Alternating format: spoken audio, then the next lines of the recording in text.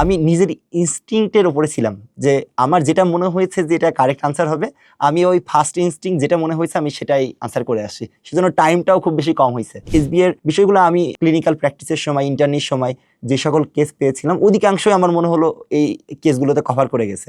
মোটামুটি 1-1.5 ঘন্টা আগেই আমি পরীক্ষার হল থেকে বেরোয় যাই সব দাগানো শেষ করে। যখন বাসায় এসে একটু মিলাই টিলাই দেখি, আমার মনে হয় যে আমার ফেভারেই হয়তোবা সিদ্ধান্ত আসতে পারে, এবং সন্ধ্যার দিকে আলটিমেটলি যখন রেজাল্ট আসে অত্যন্ত খুশি হয়েছিল। আসসালামু আলাইকুম। আসলে এফসিপিএস পার্ট 1, তাও আবার আমার ড্রিম সাবজেক্ট যেটা নিউরো সার্জারি, সেটাতে আমি প্রথমবারেই ক্র্যাক করতে পেরেছি। সেই জন্য আমি সর্বপ্রথম কৃতজ্ঞতা জানাই মহান সৃষ্টিকর্তা আল্লাহকে, এবং তার সাথে আমার পিতামাতা এবং এই জার্নিতে যারা সহায়ক ভূমিকা পালন করছে, বিশেষ করে আমার শিক্ষক সমুদায় সবাইকে। চিকিৎসক হওয়ার যে জার্নিটা, ছোটবেলা থেকেই স্বপ্ন কিন্তু অনেকগুলো চেঞ্জ হয়ে গেছে। মানে ছোটবেলায় যখন আমরা বেড়ে উঠতে থাকি, আমরা প্রথমেই চিন্তা করি হয়তোবা আমি পুলিশ হব, হয়তোবা আমি পাইলট হব, হয়তোবা আমি কোনো ইঞ্জিনিয়ার হব। তো এইভাবে পরিক্রমায় পরিবর্তন হতে হতে মোটামুটি জেএসসির পর থেকে ডাক্তার হওয়ার একটা ভিতর ভিতর প্যাশন মোটামুটি চলে আসছিল। তো পরবর্তীতে আল্লাহর রহমতে কলেজে চান্স পাই। তারপরে কলেজের পড়ালেখা শেষ করার পর অ্যাডমিশন টেস্ট দিয়ে মেডিকেলে আমি স্যার সলিমুল্লাহ মেডিকেল কলেজে সুযোগ পাই। তো সলিমুল্লাহ মেডিকেল কলেজে সুযোগ পাওয়ার আগেই যখন ডাক্তার হতে চাই, আমার মাথায় কেন জানি ডাক্তার আসলেই সার্জন একটা আগে থেকেই চিন্তা চলে আসতো। তো ওই চিন্তা থেকেই হয়তোবা সার্জন হওয়ার প্রতি একটা দুর্বলতা কাজ করছে। আর এর মধ্যে অবশ্যই মানুষ যেটা সবাই স্বীকার করে, আসলে নিউরো সার্জারি হচ্ছে সার্জারির মধ্যে জটিল একটা ব্রাঞ্চ আর কি, কয়েকটি জটিল ব্রাঞ্চের মধ্যে একটা। তো সবসময় এই জটিল জিনিসের প্রতি একটু আগ্রহ আমারও আছে, যে ওইটাকে এক্সপ্লোর করা, ওইটাকে আরও পুঙ্খানুপুঙ্খভাবে জানা, এবং অবশ্যই নিউরোসার্জন যেই ডিজার্ভ করে, যে সম্মানটা ডিজার্ভ করে, সেই সম্মানিত জায়গায় নিজেকে দেখতে পাওয়া। 2026 সালের 28 ফেব্রুয়ারিতে আমার ইন্টার্ন শেষ হয়।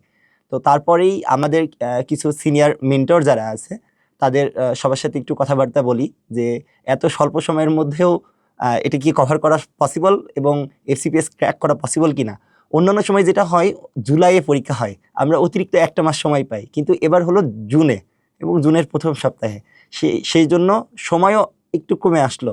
তো সর্বোপরি বিবেচনা করে মোটামুটি একটু প্রস্তুতি নেওয়া শুরু করলাম। তো শুরু করার পরে যেটা বুঝতে পারলাম, আসলে এই এফসিপিএস এর প্রিপারেশনটা, বিশেষ করে আমি সার্জারিতে যেহেতু দিয়েছি, এখানে প্রথম বর্ষ থেকে শুরু করে আমরা পঞ্চম বর্ষ এবং ইন্টার্নিতে যেই জ্ঞানগুলো উপলব্ধি করি, ছোট্ট করে বিষয়গুলো যেগুলো জানতে থাকি, সেইগুলোকে আসলে এখানে আবার নতুন করে রিচেক করা হয়। তো ওই বিষয়টাই পরীক্ষার হলে যখন পরীক্ষা দিচ্ছিলাম, তো প্রিপারেশন যেহেতু খুবই স্বল্প সময়ের, এবং তার মধ্যেও স্পেসিফিক্যালি বলতে গেলে আমি টানা 20-22 দিন খুব ভালো মতো পড়েছি। তারপরে একটু নিজেকে গুটাইয়ে নিয়েছিলাম যে এত স্বল্প সময় হয়তো বা পসিবল না। কেউ মোটিভেট করতো যে পসিবল, আবার কেউ বলতো না এত স্বল্প সময় কিভাবে হয়। তো এটা নিয়ে একটু কনফিউশনে থাকতাম।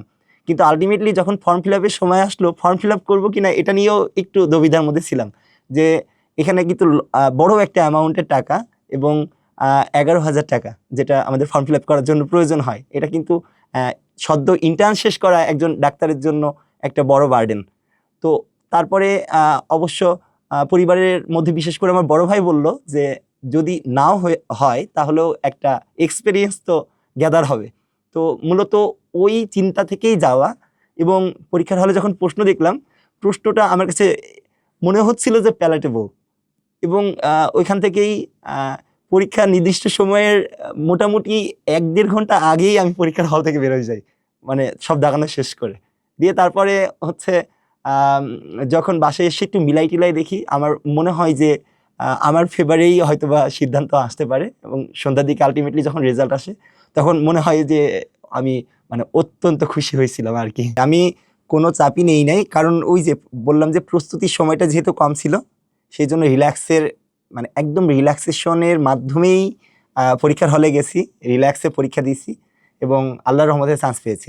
এবং যেই কথাটা ওই যে উল্লেখ করলাম, যে আমার কাছে প্রশ্নটা সহজও মনে হয়েছে, আর এটা একটু অ্যাম্পলিফাই করছে যে আমার হচ্ছে কোনো পিছু টান নেই এ আর কি। আর তার সাথে আরেকটা জিনিস উল্লেখ করতে চাই, আমি আমি ব্যক্তিগতভাবে আমি জানি না অন্যের ক্ষেত্রে এটা কার্যকর হবে কিনা।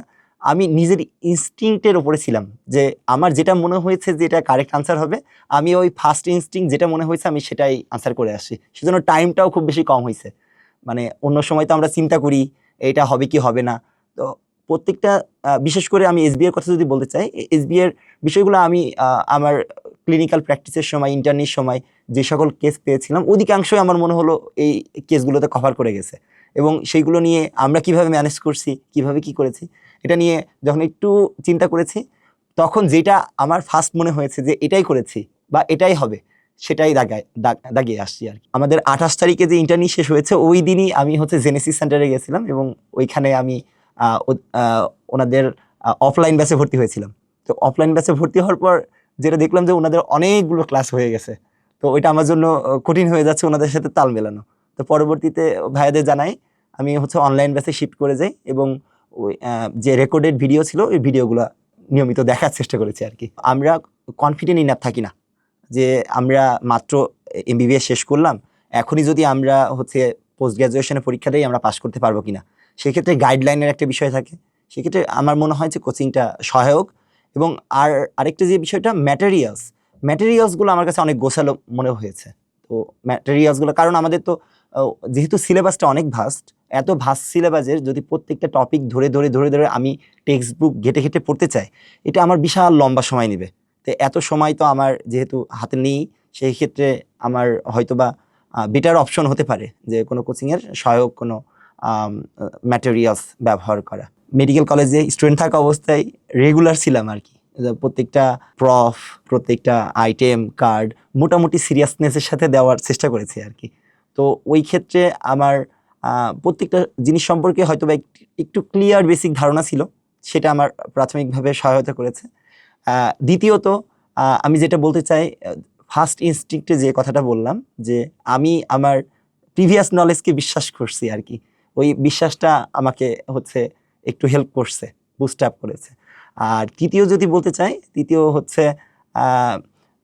এনভায়রনমেন্টাল সাপোর্ট, যে বড় ভাইরা এবং আমার ভাইরা সবাই যে আশ্বস্ত করছে যে তুমি পারবা, তুমি দিয়ে দেখো। আর আরেকটা উল্লেখ করতে চাই যে কাউন্টার প্রেশারটা আসে নাই, বলেছে বসে দেখো, যদি মনে হয় তোমার দিন তাহলে হয়ে যেতে পারে, আর যদি তোমার দিন না থাকে তাহলে তো প্রশ্ন আসে না। পরবর্তীতে যারা পরীক্ষার্থী থাকবে তাদের ক্ষেত্রে আমার যে পরামর্শ সেটা সার্জারির ক্ষেত্রে বিশেষ করে আমার যে ছোট্ট এক্সপিরিয়েন্স সেখান থেকে যেটা বুঝতে পেরেছি, আমাদের যে নলেজটা আছে সেটা যেন রিফার্নিশড করে আমরা পরীক্ষার হলে যেতে পারি।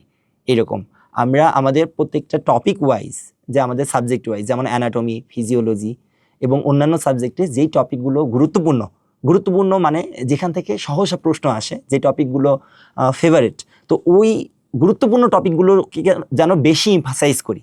কারণ সিলেবাস এত বড়, যদি আমরা ঢালাওভাবে পড়তে থাকি তাহলে কখনোই এই এত বড় সিলেবাস কভার করা সম্ভব না।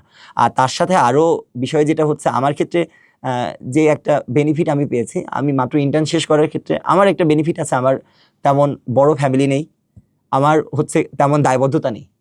তো যারা আরও সিনিয়র মানুষ যারা আছে, যারা এখানে বসবে, তাদের কিন্তু অনেক ব্যস্ততা, তারা বিভিন্ন হাসপাতালে চিকিৎসা প্রদান করে, তাদের ফ্যামিলি আছে। তো তার মধ্যে তাদের পড়ার সময় বের করা আরও বেশি জটিল।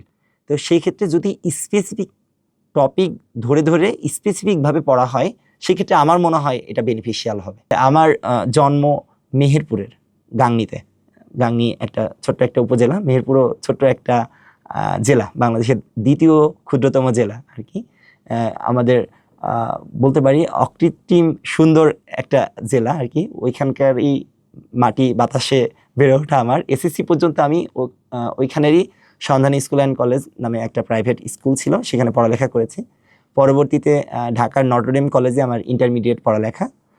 তারপরেই আমার ডাক্তার হওয়ার যে আসল যাত্রা শুরু হয়, আমি স্যার সলিমুল্লাহ মেডিকেল কলেজে 2018-19 সেশনে ভর্তি হওয়ার সুযোগ পাই এবং সেখান থেকেই আমার এমবিবিএস সম্পন্ন করি এবং মিটফোর্ড হাসপাতালেই আমার ইন্টার্ন সম্পন্ন হয় 2026 সালের 28 ফেব্রুয়ারি। পরিবারের কেউ চিকিৎসক নেই, আমি ছোট সন্তান এবং আমি চিকিৎসক। আমার বড় ভাই একজন কম্পিউটার সায়েন্স ইঞ্জিনিয়ার, আর মেজো ভাই এখন ব্যাংকার হিসেবে আছে, যদিও সে মাস মিডিয়া অ্যান্ড জার্নালিজমের ফর অনার্স এবং মাস্টার্স করেছে। আমার বাবা একজন ব্যবসায়ী, হচ্ছে মেহেরপুরে আব্বুর ব্যবসা আছে, আর মা হাউসওয়াইফ।